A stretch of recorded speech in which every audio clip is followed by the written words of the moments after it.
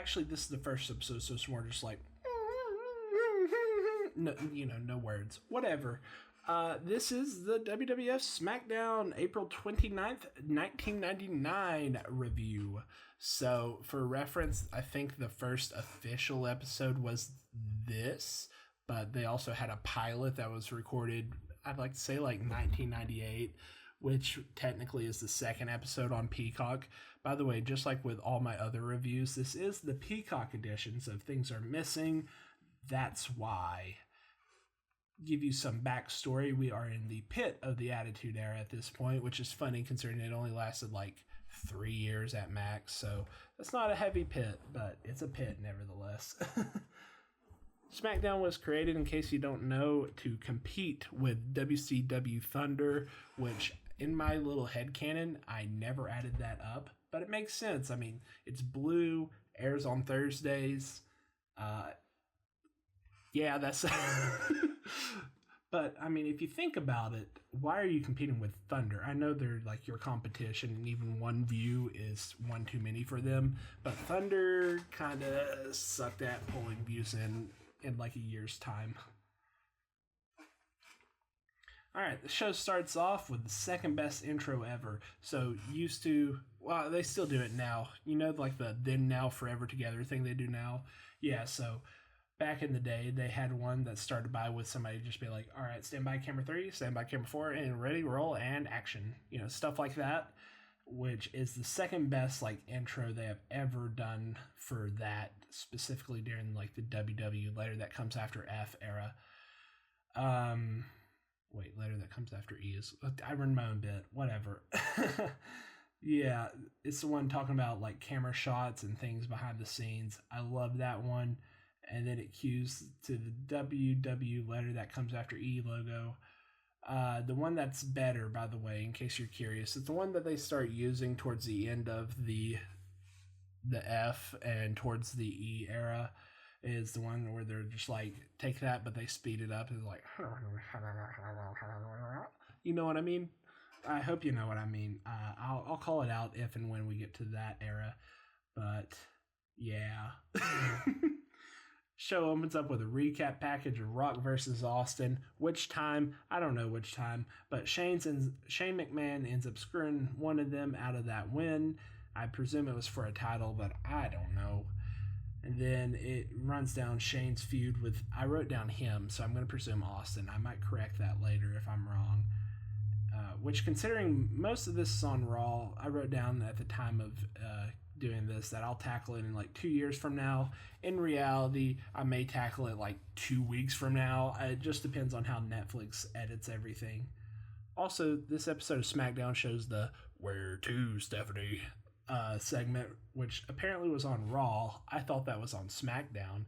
It made me pop to randomly see that. And then after that, we get everybody on the ground, but not the lyric version, the non-lyric version. And then, cool as hell, blue pyro goes off in the ring. If I ever have a promotion in my life, I'm stealing that. I just want to let you know. Blue pyro, that's mine now. Michael Cole welcomes us to the network television that was on the UPN network. Him and Jim Cornette are on commentary, and then Tony Chimel welcomes out Vince and Stephanie, who are surrounded by security guards, and they come out to no music. I think this was, so Vince used to have no music up until No Chance in Hell, and then he used to just come out to booze during that, but I think this is that small window where he's trying to ruse people that like, ooh, somebody's going after Stephanie, when it was him the whole time, Austin. It was him all along. After they make it to the ring, Vince cuts a babyface promo about how he is proud to stand in the ring with his daughter and in front of you all, but he's not proud of his business decisions. During that time, the fans kill him with asshole chants. He tries to babyface it up by saying that, yes, that has been him, but he's trying to change. Anyway, he says that he will try to become competitive to gain control of his company again, and thanks to Ken Shamrock and Big Show for helping his daughter and Stone Cold. Stephanie then repeats what her dad says, basically, and says that she was taken against her will, stripped down, which gets a pop because of course it does, we're in the Attitude Era, and forced to wear a black gown for a wedding. Oh my god, that Raw was the freaking the wedding where she's like crucifixed and on a rope. That's crazy. I didn't even realize that. She tries to talk about how creepy The Undertaker was in ways that honestly I just don't want to repeat. And essentially all you need to know is the crowd cheers at molestation. Ugh. She then thanks Austin and tells Taker to burn in hell. Vince then says that he wants to make a promise to Stone Cold, but Shane comes out with the corporation. Side note, this was during the time that Shane kicked Vince out of the corporation and beat him down. Oh, so he already has the No Chance in Hell theme, but Shane took it. Okay. While the people in the corporation that liked him also joined the union, or I forgot what it stood for, but it's like Up Years, something like that. It's a parody of actual unions. Shane makes it to the ring and started to ask what is Vince thinking. Then he runs down Vince, asking what kind of a human being he thinks he is, that he would have been there for Stephanie. Vince tries to get in a line, but Shane tells him to shut his mouth, that he doesn't want to hear it anymore. Shane runs him down for becoming soft and for thanking Austin. He then tells him that as far as business is concerned, he doesn't give a rat's ass about Stephanie, Austin, or Vince. Vince tries to step up to him, but Chyna and Triple H step up to him. Shane says that he can handle this. He calls his father old and tells him to get out of his ring. Vince says that he's acting like a little boy. Shane keeps on telling him to leave. While they're leaving, he runs them down all the way to the back. Shane then cuts a promo in the ring about the people who are bothering Shane McMahon, aka The Rock and Stone Cold Steve Austin. He says that since they can't get along, they'll team up together later on tonight against Triple H and asks if there's any takers, which, funny enough, gets The Undertaker on the screen. He cuts a promo on Austin about how he's ruined something good for him, and tonight he will be the judge, jury, and executioner. Shane makes a tag team match with Triple H and Taker versus Austin and Rock official. And I just noticed that the ring ropes are actually red for this event during this note, apparently. That's crazy, because I remember this with blue ropes, but you know what? Whatever, I guess they're red, apparently. Commentary talks about what has happened and runs down the rest of the show. This was on a Thursday night, like I said, to compete with, Thunder, there we go. And the graphics were rough for this event, I just want to let you know. It's not even like 90s aesthetic rough, it's just like they very much so took something and threw it together. After this, we see Jeff Jarrett walking backstage, talking to Deborah. Then we see the Blue Blazer on a separate shot. I think they're in a feud together. Oh my god, this was right before Over the Edge 99. Oh my goodness. After that, we unfortunately get a Val Venus match. I just typed in all capital letters, no. I really hate Val Venus. Not just for what he says nowadays, but just, he's a male stripper. It's funny. I don't know how he got like 20 years of a career out of that, but you know what? Hats off to him, I guess. Alright, this was during the feud with Nicole Bass, by the way, and I wish I could just skip this match. He cuts a promo talking about his pee-pee, and thankfully Double J cuts that shit off, making this a match between the two because he cut him off. Story is that Deborah has been flirting with Val. Jeff tells Val that he's his replacement, only it was a swerve, bro, because actually the Blue Blazer comes out to fight against Val Venus for the first episode of SmackDown. It ends with Deborah distracting the ref, and Jeff ends up kicking Val right in his Venus for the Blazer to roll him up. Jeff leaves the ring, and the ref turns for the win, huh? Oh, Jeff gets in the ring, kicks him in his Venus, and then freaking leaves the ring for him to win. Okay. Nicole Bass comes out and then chases Val out of the arena, and I guess Jeff's friend Blue Blazer is cool with that. This sets the Godfather to come out, and he clears the ring out of the Blue Blazer and Jeff Jarrett. Apparently there was a match that Jarrett lost where if he did, Deborah would have to come aboard a certain train. if you will, of the Godfathers. He gets distracted by her for a second. That's long enough for Blazer to distract him on the ropes while Jarrett chops his leg. Blazer does a spin kick. Jarrett does the stroke instead of the figure four like logic would tell you to do, calls it an injured leg, and they beat him down. After that, they taunt with Deborah and they leave. I think that was just a beatdown because of what I said. Okay, sorry, I watched this many months ago, so I forgot most of the program, and my notes are weird. We then see The Rock talking smack backstage, doing what he does best, talking smack about his match coming up, and then we go to the ad. Come back, and Blue Blazer has a promo with Kevin Kelly. He asks why the Blazer is back in the Fed, and he says that it's to bring wholesome family values back to the Federation. They play it very much tongue-in-cheek, where it's like, why are you doing this, Owen? Oh, I'm not Owen. Where's Owen Hart? I'm a big fan of him. Where is he? You know, that type of thing.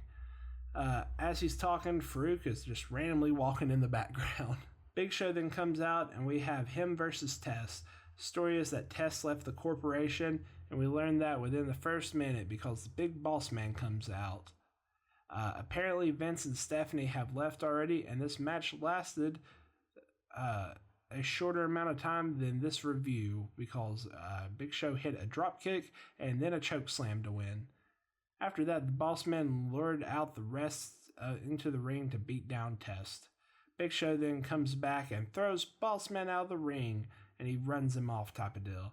They show a replay of the match and then commentary wraps up everything. So pause real quick. I could have sworn Big Show was part of this union group.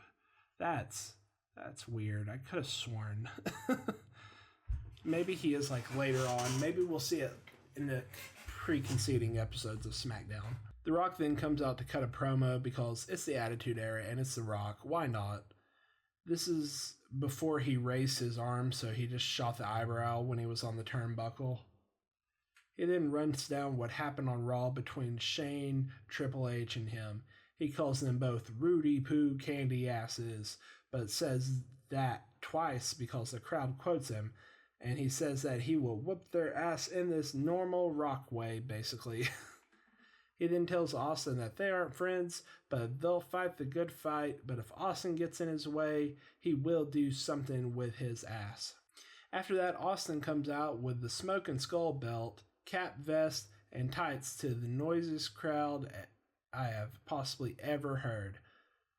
Austin tells him that he's just a punk-ass kid, and Austin will whoop his ass if needed. After that, Shane comes out by himself and says that that's fine if they don't get along. That's his plan. It's working out perfectly for him. Then The Undertaker comes out, which this shot kind of teases the corporate ministry. But in case you don't get it, the corporation and the ministry come out behind The Undertaker. I think they were already the corporate ministry at this point, so old Dylan's note doesn't work that well.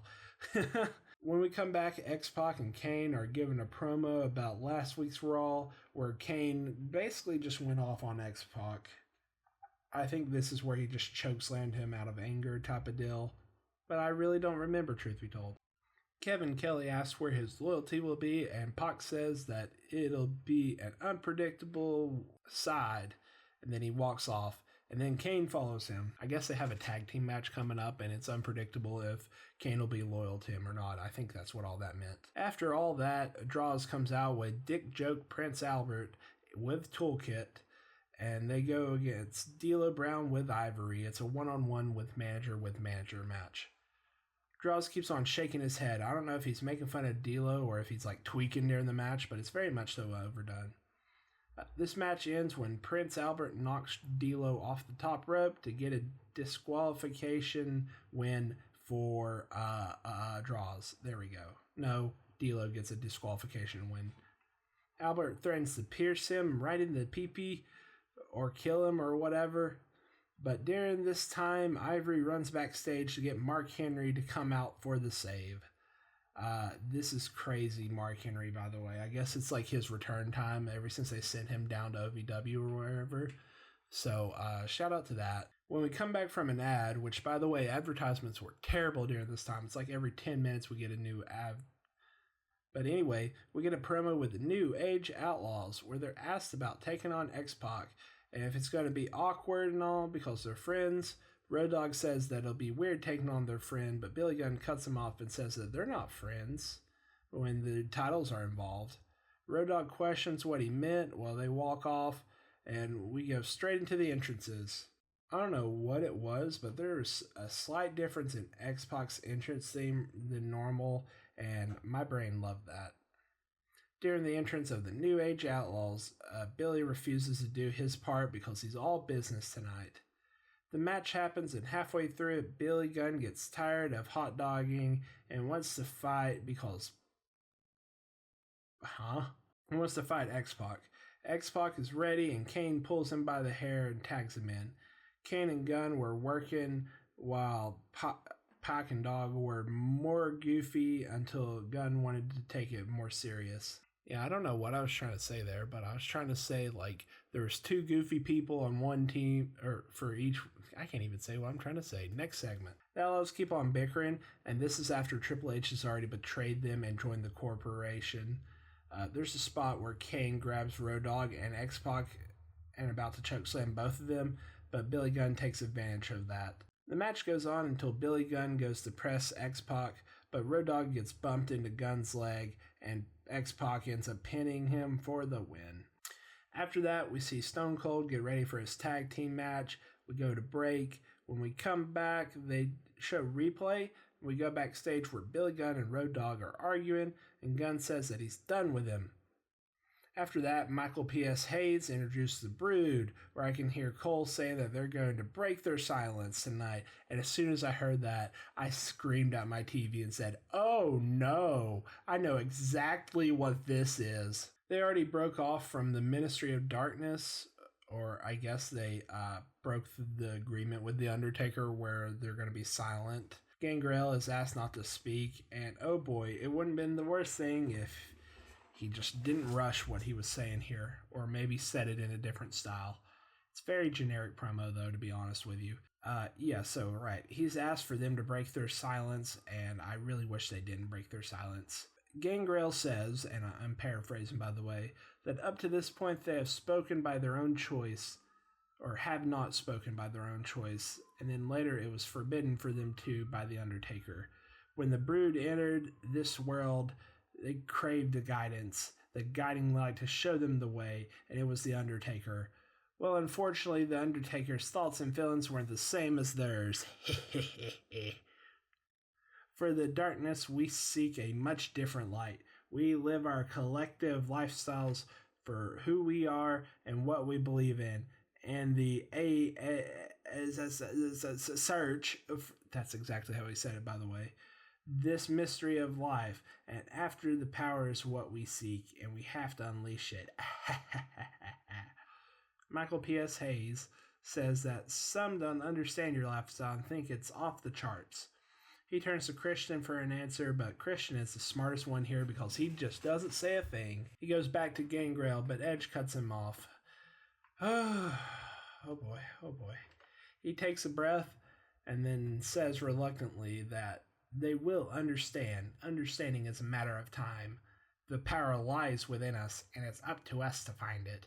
We are who we are, the unholy trio, and we will become what we become.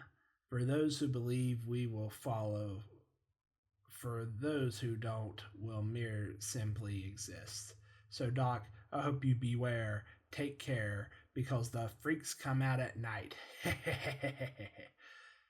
During this word spoon, he's hunched over, and it's like his teeth are sticking out extra harder. I guess it's just to look like a vampire, I guess.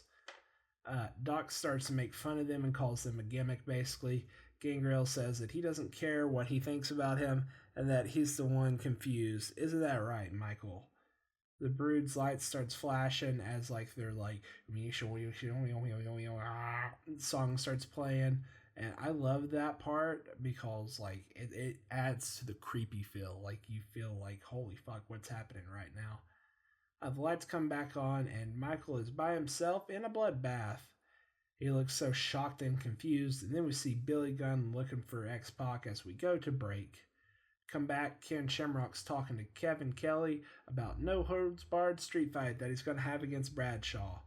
He talks about how Bradshaw has this thing coming and that his whole life he's had to fight on the streets. He had to fight for space. He says that he's going to break Bradshaw's leg, arm, and spirit and then beat him up some more. The fact that this man never was given a WWE title, like a main event title match, is crazy. Bradshaw comes out and gets jumped by Ken off the bat, and they just beat the shit out of each other for fun. Match ends in 5 minutes where Ken Shamrock ends up choking him out. He keeps the hold on after the win, and the officials have to come to separate them. Shamrock ends up beating up Sergeant Slaughter with the bat. I don't know where he got a baseball bat from, but he got one. Kevin Kelly is interviewing Mankind for his match against... I wrote down his match against Mankind later on tonight, but he has a match against somebody later on tonight. I think it's Big Show, maybe. He talks about how he doesn't want to do the match, but he has to do it for the people who pay the WWE letter after E for this airtime, so he's going to do a bunch of things he doesn't want to do for money. After the promo, you can hear Billy Gunn looking for somebody. When we come back, Shane is talking to the corporate ministry about how he's the mastermind. And after that, the Big Boss Man takes on Mankind, where the fight starts. There we go, he's taking on Big Boss Man. The fight starts as he's entering the ring. During this match, Big Show and Test come out to the ring and help Mankind, but somehow that's not a DQ. I guess this was like a no DQ match or something. And Mankind ends up winning with Mr. Socko's help. Freaking bit aside, next segment. Billy Gunn finally finds X-Pac and jumps him before the break, and then Kane pulls him off of him. After that, Rock and Austin come to the ring. We have another ad break. Dear Lord, there was a lot of ad breaks. Come back from that, and the corporation of Triple H with Chyna and the Mean Street Posse have their own little entrance, and then the Undertaker with Paul Bearer and Shane McMahon have their own entrance as some guy in the crowd just flips them off. Then we get The Rock coming out, who has pain in one of his arms as he pulls up the elbow pad. He gets cornered by the Undertaker and Triple H, and after a beatdown, Austin comes out with the Austin Pop, saves Rock, and all hell breaks loose. This match is a normal Attitude Era main event match where the fight goes on for 5 minutes, or in this case, corporate ministry interferes, gets the DQ, then the baby faces come in, help. In this case, it's Big Show and Ken Shamrock. They come out to clear the ring till the main heel or babyface, or both in this case, Vince, returning to sloppily reverse a Shane punch and takes him out. Then he eats a chair shot to save Austin, so that way Austin didn't take the chair shot, only for Austin to stun the Undertaker, and then Shane, he stands tall over everybody, then sends the crowd home happy. I'll be honest, I love this formula just for nostalgia's sake. I'm glad they still don't do it. Well, they kind of do, but not to this degree. Beautiful, beautiful time. Austin is celebrating. He leaves McMahon an open beer, and that's how we end the show. So yeah, for the first episode of Friday Night SmackDown, sloppy review aside, I'm going to say this wasn't that bad of a show, you know? It could have been a hell of a lot better, but it could have been a hell of a lot worse too. My biggest complaint with it is how many times I had to say, and we're going to ad break.